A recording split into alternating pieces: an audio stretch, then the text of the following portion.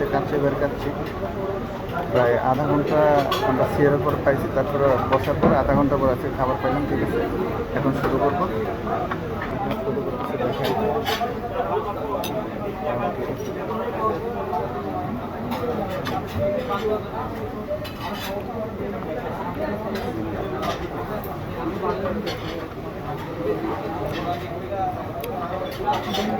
Very nice.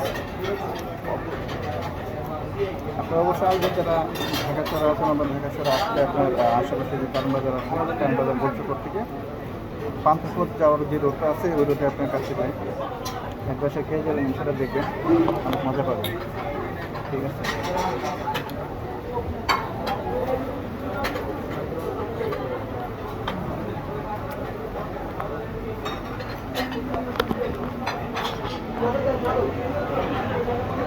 আমার সাথে ছিল আমি ভাই দুজন মিলে আসছি। ঠিক আছে,